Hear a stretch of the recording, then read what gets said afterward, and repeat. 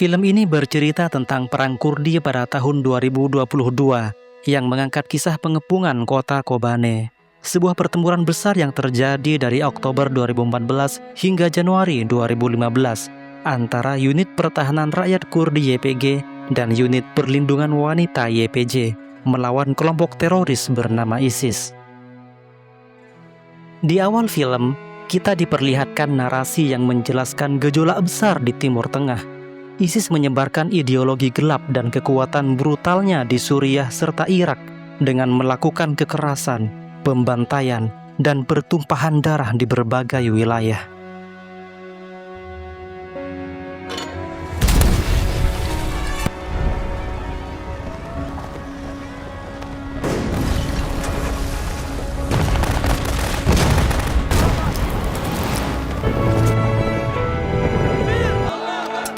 ISIS bergerak maju melintasi gurun Suriah dan Irak hampir tanpa perlawanan. Banyak tentara melarikan diri karena takut menghadapi kekuatan mereka. Hingga akhirnya, ISIS berhasil mencapai kota kecil Kurdi bernama Kobane, yang masyarakatnya baru saja membebaskan diri setelah bertahun-tahun hidup dalam penindasan dan kekerasan.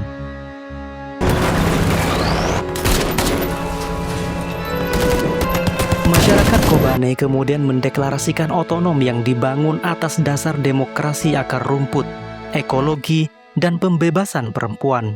Inilah awal kisah pertarungan antara kebaikan dan kejahatan, kemanusiaan dan kebiadaban, hidup dan mati.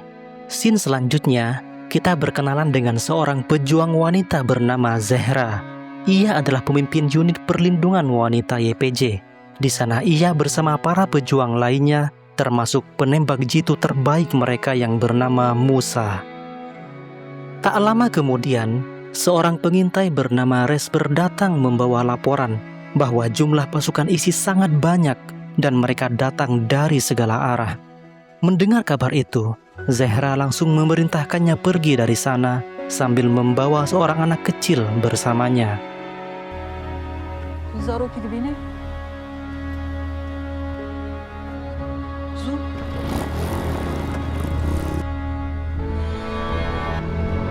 Zehra kemudian mengumpulkan seluruh pasukannya dan memberikan arahan.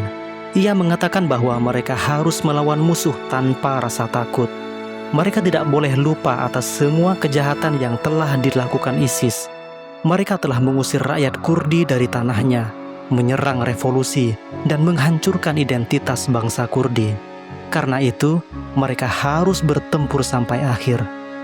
Setelah pidato singkat itu, semua pejuang mengambil posisi dan siap berperang.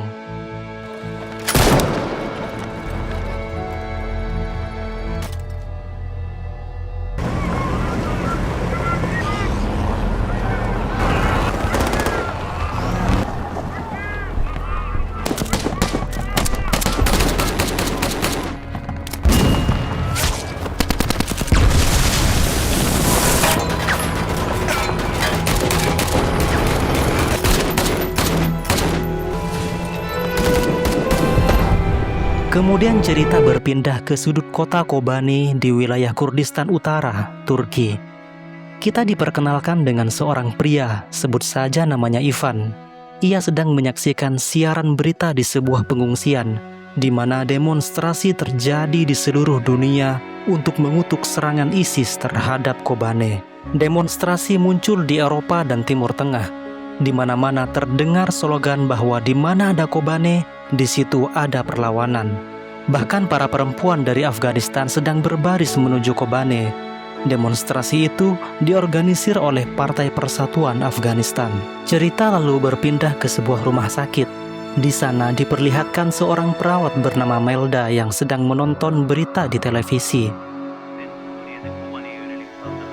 Tak lama kemudian, ia dipanggil untuk merawat seorang pejuang YPJ yang sedang terluka. Scene berikutnya berlanjut ke pegunungan PKK di Kurdistan, Irak. Kita diperkenalkan dengan Kamerat Gelhalt, seorang pemimpin gerilya berpengalaman. Ia dan rekan-rekannya juga akan berangkat ke Kobane untuk ikut berjuang melawan ISIS. Kembali ke wilayah sekitar Kobane, di markas YPG, Zehra dan sisa pasukannya kembali pulang dengan selamat. Ia disambut oleh rekannya yang bernama Abu Layla. Mereka berkumpul untuk membahas informasi terbaru. ISIS dikabarkan sedang mempersiapkan serangan besar. Karena itu, sebagian pihak mengusulkan agar mereka mundur dari desa menuju kota karena jumlah dan persenjataan mereka kalah jauh. Namun menurut Zehra, mereka harus tetap bertahan dan berperang di desa agar ISIS tidak segera mencapai kota. Dengan begitu, pasukan di dalam kota masih punya waktu untuk mempersiapkan pertahanan. Scene selanjutnya memperlihatkan pasukan ISIS berhasil merebut salah satu desa di Kobane. Dengan kejam, mereka membunuh para pria desa dan menculik para wanita.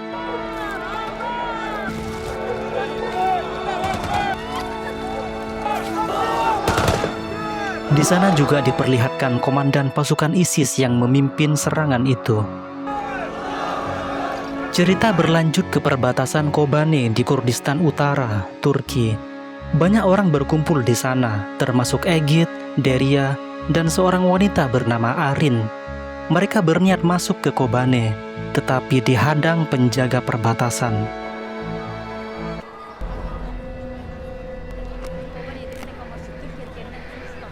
Di tempat lain yang tidak jauh dari sana, kita diperkenalkan dengan seorang pria bernama Kamgin dan rekan-rekannya.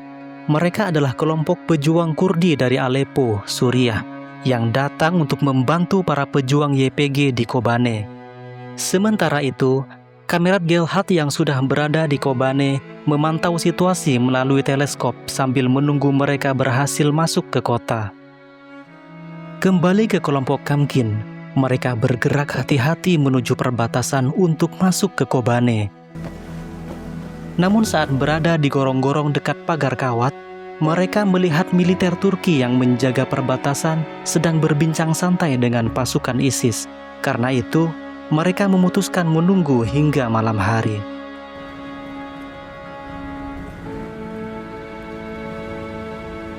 Saat malam tiba, mereka dijemput oleh Abu Layla dan berhasil masuk ke Kobane.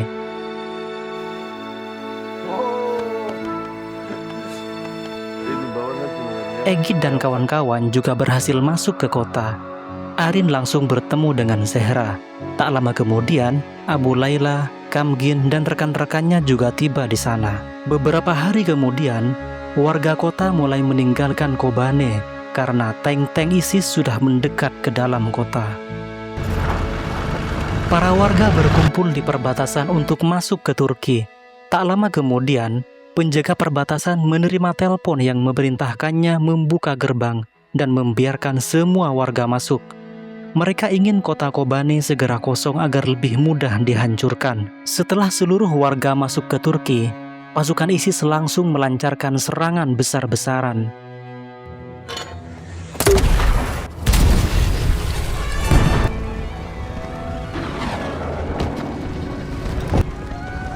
Zehra dan Arin mundur ke bukit lalu berkumpul dengan pasukan lainnya.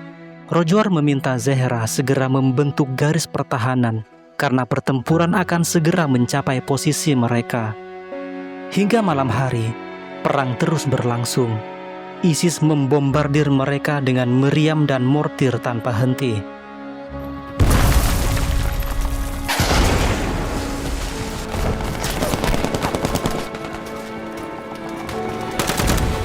Rojwar dan pasukannya ingin mundur, tetapi Zehra melarang mereka dan memerintahkannya tetap bertahan.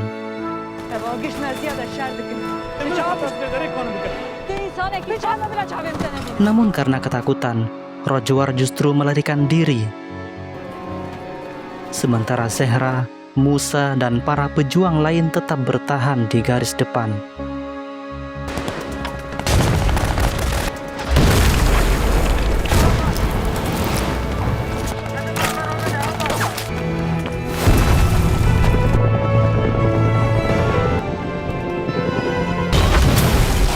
Keesokan harinya setelah peperangan semalam reda, pasukan ISIS kembali datang dalam jumlah besar menuju kota Kobane. Mereka terus menembak sambil bergerak maju.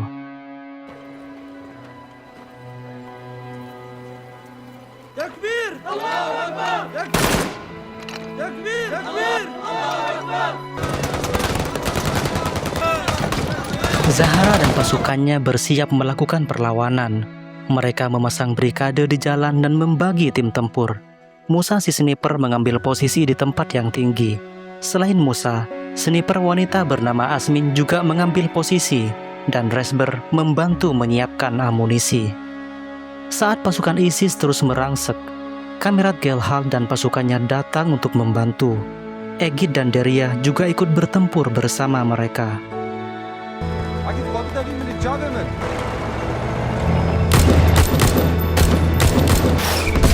Pertempuran berhenti sejenak. Musa terus memantau pergerakan musuh, sementara yang lain beristirahat. Keesokan harinya, tepat di hari raya Idul Fitri, mereka saling bercerita sambil tertawa mengenang masa kecil saat merayakan Lebaran. Mereka mengenang kebiasaan berkunjung ke rumah tetangga untuk meminta permen dan berbagi kue. Namun suasana tenang itu tidak berlangsung lama. Rekan Abu Layla datang menemuinya dan memberitahu bahwa intelijen Turki ingin bertemu dengannya. Turki ingin Abu Layla mengkhianati aliansi YPG. Sebagai imbalan, Turki berjanji akan membantu menyelamatkan saudaranya yang ditangkap ISIS. Seminggu berlalu, mereka sedang duduk santai. Tiba-tiba terdengar suara tembakan sniper dari kejauhan. Tak lama kemudian, Resber membawa jasad rekan mereka yang tewas tertembak. Ia memberitahu Musa bahwa rekannya tewas di tikungan jalan. Tetapi ia tidak tahu dari mana arah tembakan itu berasal. Mendengar itu, Musa mengajak Resper dan satu rekannya pergi mengintai untuk mencari sniper musuh tersebut.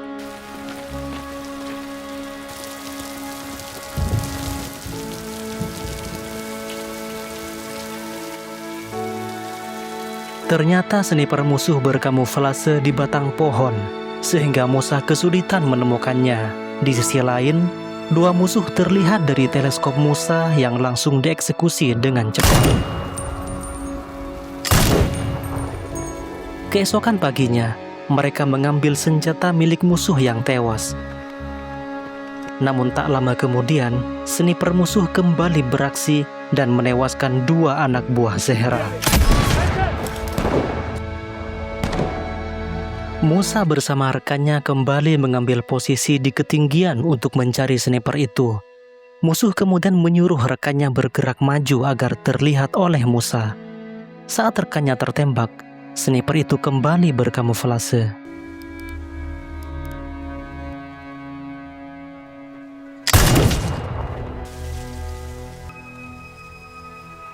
Musa kemudian melapor kepada Zahra bahwa ia yakin sudah menembak sniper musuh yang mereka cari. Tak lama kemudian, sebuah mobil bom melaju ke arah mereka. Bersamaan dengan itu, beberapa anggota ISIS menyelinap masuk dan membunuh anak buah Zahra yang berjaga. Pasukan musuh terus mendekat hingga peperangan kembali pecah.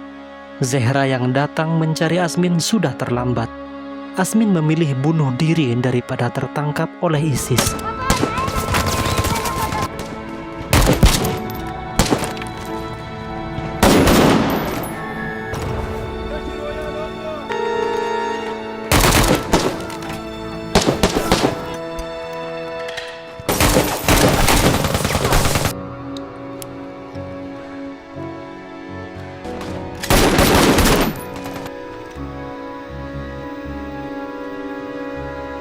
Melihat itu, Zahra menangis karena kehilangan rekannya.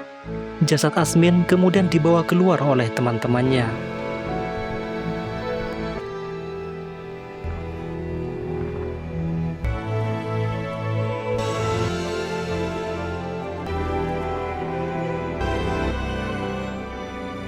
Dua minggu kemudian, mereka kembali berkumpul untuk menyusun rencana bertahan dari gempuran ISIS. Namun dimanapun mereka bertahan, ISIS selalu datang menghancurkan garis pertahanan mereka. Karena itu, Masiro mengusulkan rencana baru, yaitu menerapkan taktik gerilya di luar kota Kobane. Ia akan membawa sejumlah orang menyerang bala bantuan ISIS yang datang ke Kobane agar kepungan terhadap kota bisa dipatahkan. Pada malam harinya, Masiro dan rekan-rekannya berpamitan untuk berangkat menjalankan misi. Sementara itu, Musa dan rekannya terus memantau area sekitar. Dan pada saat yang sama, Abu Layla memberitahu rekannya bahwa ia bersedia bertemu tentara Turki untuk menjalankan kesepakatan. Tak lama kemudian, suara sniper kembali terdengar. Satu rekan mereka tewas tertembak.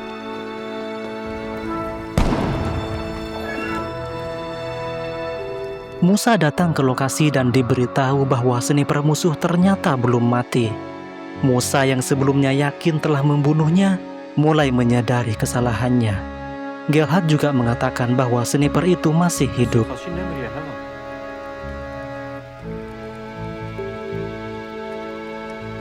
Zehra lalu meminta Deria ikut membantu Musa memburu sniper musuh tersebut. Keesokan paginya saat beristirahat, Deria bertanya kepada rekan Musa mengapa Musa sangat pendiam. Diceritakan bahwa Musa berasal dari Kurdistan Timur. Saat kecil ia pernah bekerja sebagai penyelundup barang. Setiap kali tentara Iran melihat para penyelundup, mereka akan langsung menembak. Suatu hari ketika Musa sedang melintasi perbatasan bersama kudanya, tentara Iran menembaknya. Kudanya terluka parah dan sekarat. Karena sangat mencintai kudanya dan tak sanggup melihat hewan itu menderita, Musa akhirnya menembak kudanya sendiri untuk mengakhiri penderitaan tersebut. Sejak saat itu, Musa memutuskan bergabung menjadi gerilyawan. Orang-orang percaya peristiwa itulah yang membuatnya menjadi sosok pendiam. Selanjutnya, Gelhad memanggil Abu Layla. Ia bertanya, mengapa akhir-akhir ini Abu Layla terlihat gelisah? Apakah karena adiknya ditangkap ISIS? Abu Layla akhirnya mengaku bahwa Turki menawarinya kesepakatan untuk mengkhianati aliansi YPG. Sebagai balasan, Turki akan membebaskan adiknya. Namun Abu Layla menegaskan bahwa ia tidak mungkin mengkhianati Gelhad dan perjuangan mereka. Mereka pun menyusun rencana. Abu Layla akan pura-pura menerima tawaran Turki agar mereka memberikan senjata dan amunisi dalam jumlah besar. Setelah semuanya diberikan, mereka justru akan mengkhianati pihak Turki. Beberapa hari kemudian, Abu Layla benar-benar pergi bertemu intelijen Turki. Ia dijanjikan kewarganegaraan, gaji tinggi, kehidupan aman, dan pembebasan adiknya jika mau mengkhianati YPG.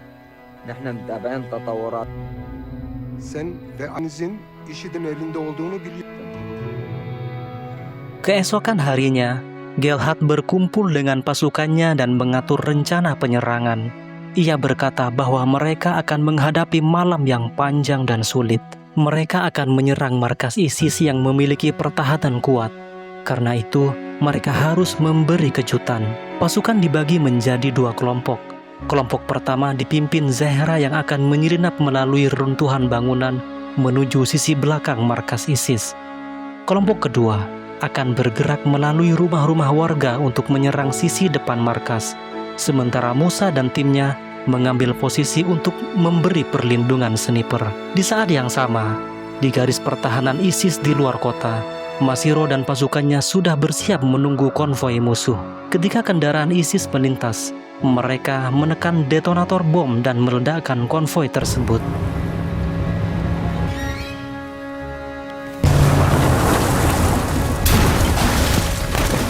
Mereka berhasil menghancurkan pasukan ISIS dan merebut senjata mereka.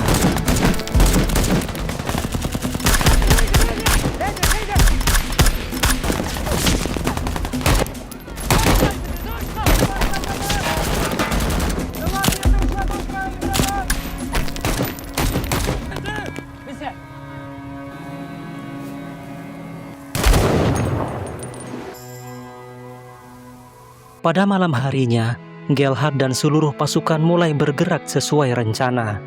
Mereka maju hati-hati menuju markas ISIS.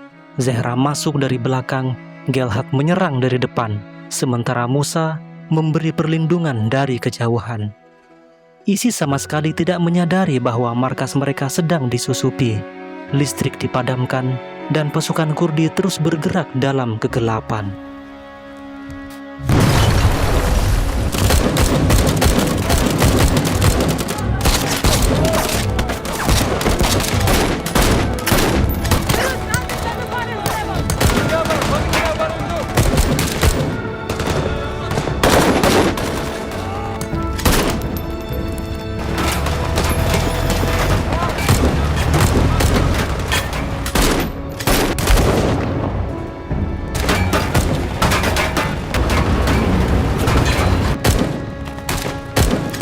Akhirnya mereka berhasil memenangkan pertempuran dan merebut markas tersebut.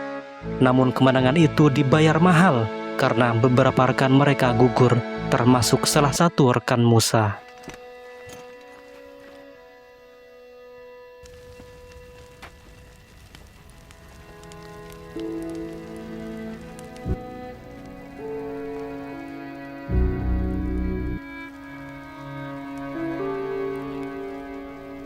Keesokan paginya, komandan ISIS menerima laporan bahwa markas mereka di Kobane telah diserang dan dikalahkan.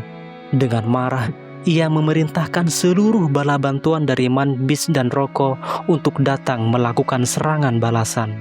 Sementara itu, Gelhal menerima surat dari Masiro. Ia memberi kabar bahwa pasukannya siap merebut Bukit Mistenor dan akan menyerang dalam 2 hari. Gelhad diminta menyiapkan pasukan untuk mengepung ISIS dari arah kota. Beberapa waktu kemudian, komandan ISIS dan pasukan besar mereka bergerak menuju Kobane.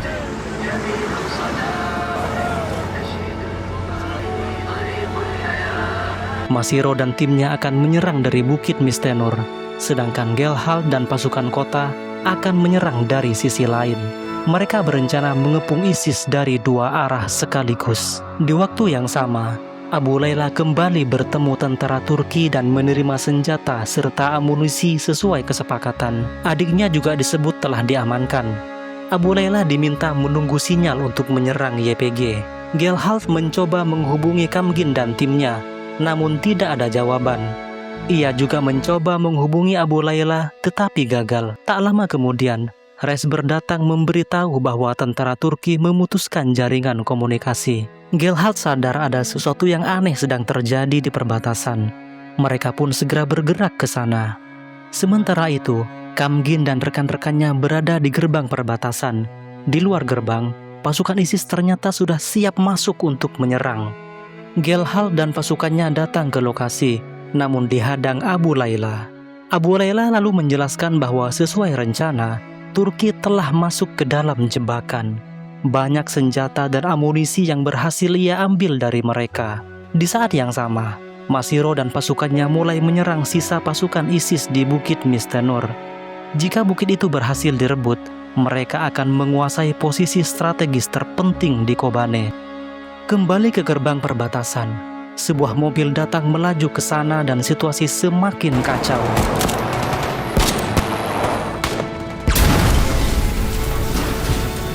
Setelah berhasil mengalahkan pasukan ISIS di bukit, Masiro menunggu Gelhal datang.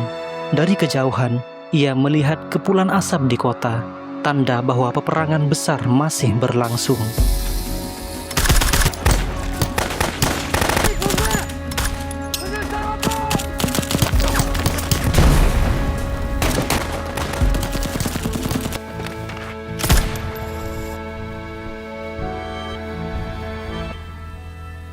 Saat jaringan komunikasi kembali normal, Gelhal memberikan pidato penyemangat kepada seluruh pasukannya.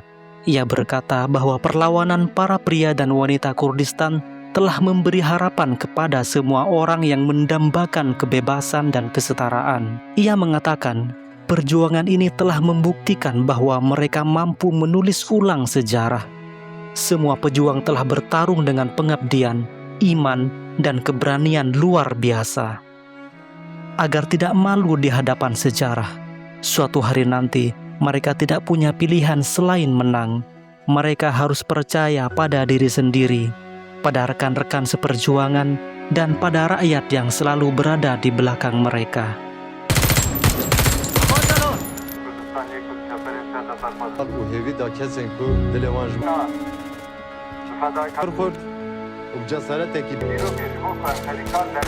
Jagayri serkeftene kör bijat. Biji juan ra yek bkhuna khwa jiana.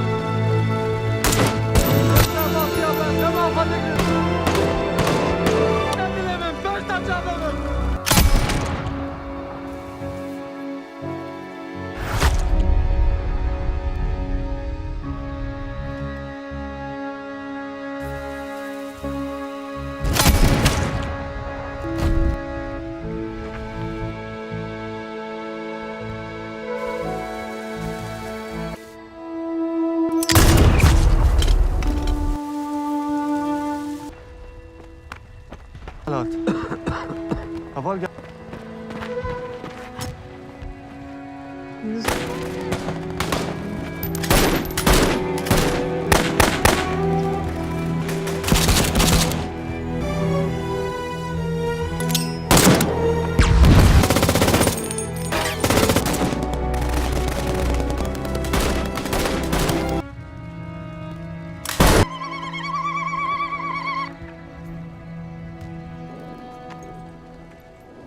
Beberapa minggu kemudian, mereka terlihat memasuki wilayah dengan kendaraan rampasan milik ISIS.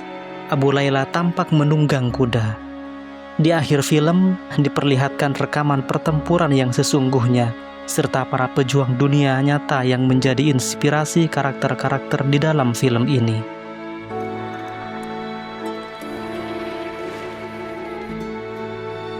Film ini bukan sekedar pameran aksi, melainkan sebuah penghormatan emosional atas keteguhan tekad manusia. Pada akhirnya, melalui sorot mata para pejuang YPG dan YPJ yang lelah namun pantang menyerah, kita melihat dedikasi tertinggi untuk tanah air. Setelah 134 hari dikepung, dibombardir, dan berjuang rumah ke rumah melawan kebrutalan ISIS, kemenangan itu akhirnya datang. Pada tanggal 26 Januari 2015, pasukan Kurdi secara resmi mengusir militan ISIS dari kota tersebut. Meskipun Kobane terbebas, kemenangan ini dibayar mahal dengan reruntuhan kota dan gugurnya para pejuang. Namun, film ini berhasil menegaskan satu hal: Kobane tidak jatuh. Kegigihan mereka pada musim gugur 2014 hingga awal 2015 menjadi titik balik krusial yang membuktikan bahwa keberanian kolektif mampu mematahkan kekuatan teror yang terlihat tak terkalahkan. Ini adalah kisah tentang perempuan, kehidupan, kebebasan yang sejati.